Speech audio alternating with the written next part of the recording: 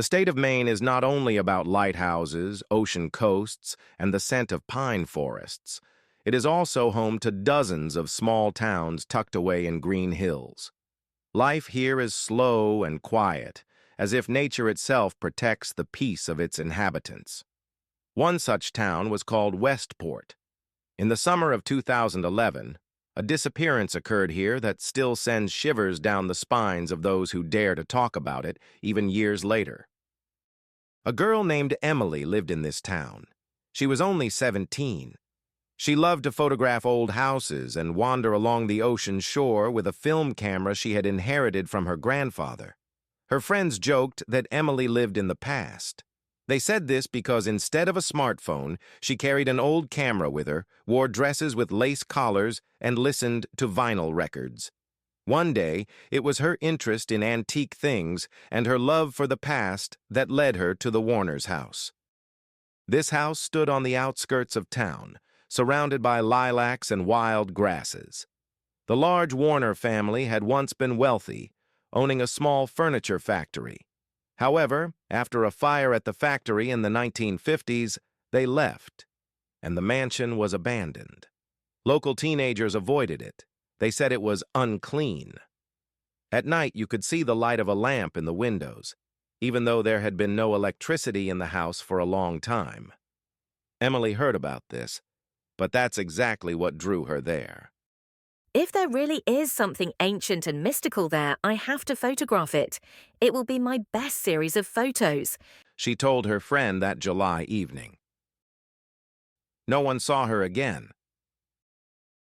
When Emily didn't come home, her parents initially decided that she had stayed overnight at her friend's house. However, her backpack was found at the gate of the Warner's house. Inside the backpack were books, a bottle of water, and an old camera. The Westport police began a search.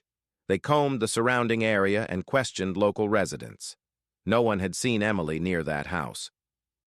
She couldn't just vanish into thin air. Someone must have noticed something. Her father kept saying.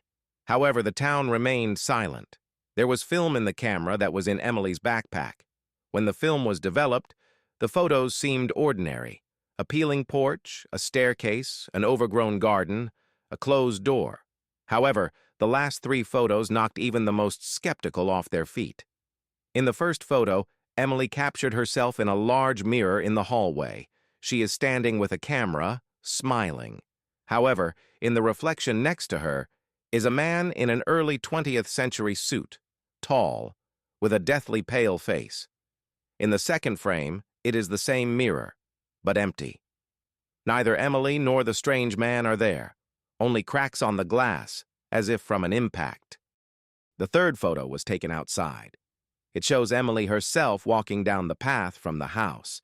However, behind her, on the porch, stood another figure, a girl in the same dress with the same hairstyle, only her face was not human. Experts examined these photographs.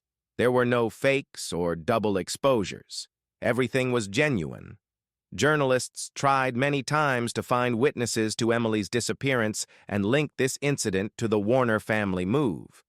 2 days later, one witness was found. It was an old man named John, a former postman. He said, I remember when the Warner family left.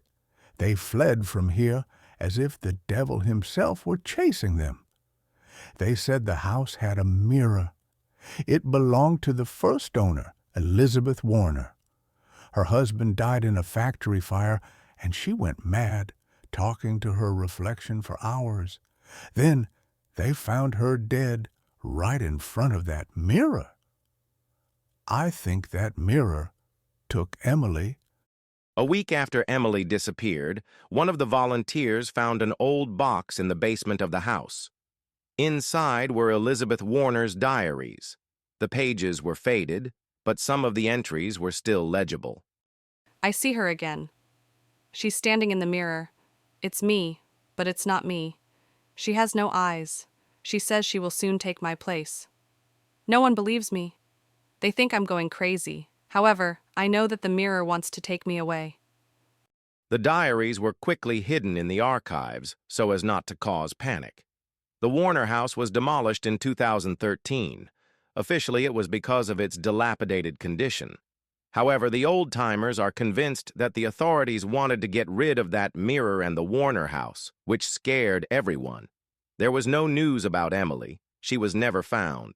Her parents moved to another state, unable to bear the pain. However, the rumors remain. Nowadays, people say that tourists sometimes find strange silhouettes in their photos. A girl in a white dress appears in front of the lighthouse or in the old quarters of Westport. She always stands a little apart and looks straight into the camera. Sometimes a tall figure flashes by her side. One blogger who visited the city claimed that a girl with an inhuman face appeared in his photo. And recently, a local teenager wrote on social media, "I saw Emily. She was standing in front of an antique shop window, looking at old things. When I blinked, she was gone."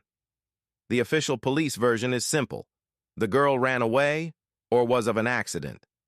However, no one in Westport believes that. Here, they say something else.